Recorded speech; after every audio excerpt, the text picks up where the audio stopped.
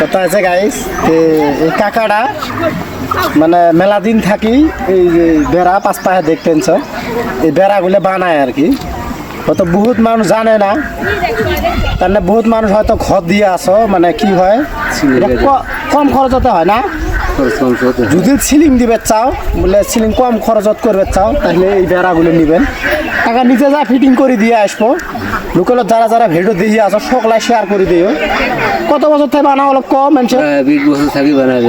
কথা হচ্ছে 20 বছর থেকে বানে আছে, এক্সপিরিয়েন্সটা বেশি জানা আছে, বুঝছো। আর খরচটা হলো কম রেটতে হয়, বহুত মানুষ জানে না, মানে হয়তো সিলিং এর জন্য আর কি ভালো হয় তেমন না। ভালো হয়।